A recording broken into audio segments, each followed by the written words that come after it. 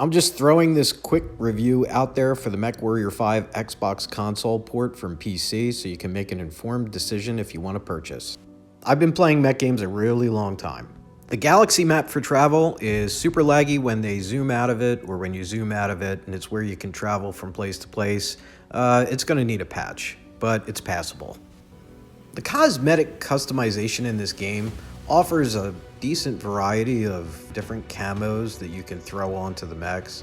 I found that you got to work really hard in order to find something that you like if you have specific preferences. Other than that, you have more than enough to just throw on a worthless paint camo and mess around with the colors.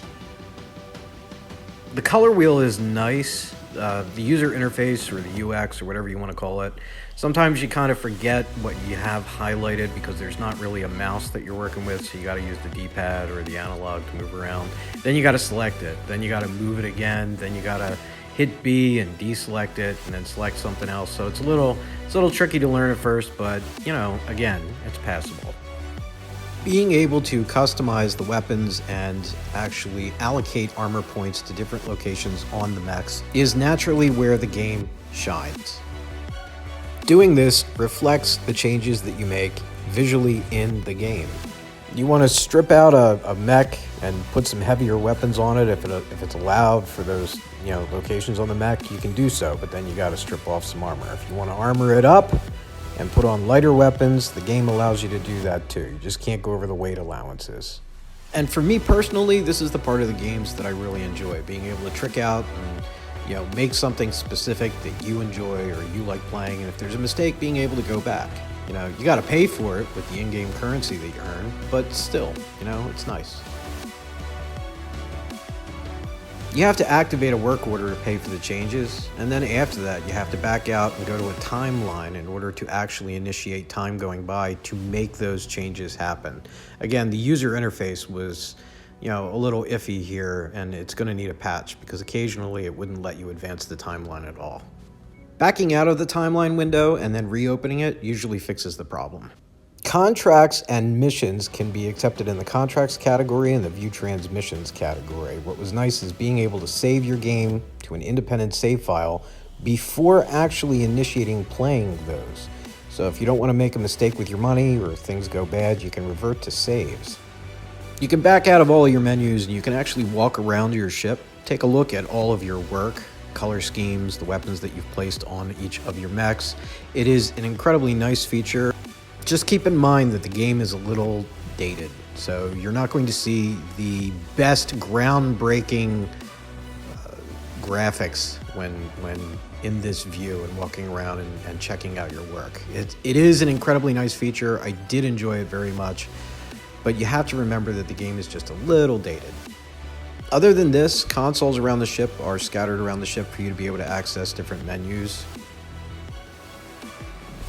Single player mode should not have lag.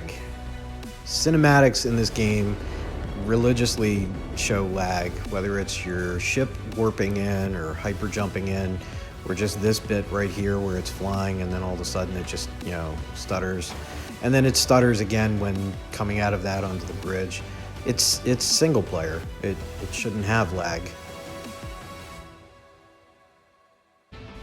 Besides the graphics being slightly dated, one of the other things I've noticed is their original trailers for this game prior to coming out on the consoles, the lasers were a lot easier to see.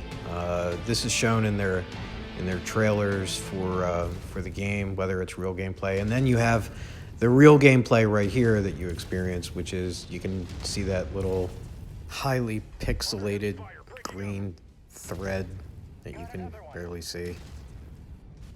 Whether it's at dusk, dawn, or daylight, it should be a lot easier to see. PC has mods for this. I don't understand why we can't have lasers like this right here. I mean, these are gorgeous, but whatever. Finally, I can see the lasers hitting me. Don't have to guess anymore. You don't need to rub our noses in it. I get it. Dangerous. So. They're like the width of a human hair. Bzz, bzz, bzz. It's just this sad little laser. Bzzz. Overall, if you're somebody who's into mech games, the graphics are slightly dated. The user interface has a small learning curve, but is completely passable. There was not enough tutorials and guides in here that was easy to understand or read. The PC Windows text and fonts is way too small, so not enough. Too much lag on the cinematics and load screens. The gameplay itself was solid, just tiny learning curve. Audio was completely reliable. And on to the game modes. The existence of a co-op mode is a good thing. The fact that only the host gets progress and anybody else who's there to play gets nothing, yeah, that's bad. Single player is good. You don't have to make cross-platform compatibility for the Xbox when it comes to PvP. No PvP? Bad. The majority of users are reporting that the functionality is good. The lag, the guides, and the host-only progress could have been fixed on a launch day patch. If you're nostalgic about the old Mech Assault game from back in the day, this is a decent game for $30. If you're a MechWarrior fan, it is a game that I would recommend to you. On a scale of 1 to 10, it would be a solid 6.5. Take care, and I hope this helped you make a decision on whether or not you wanted to buy this game. Happy gaming.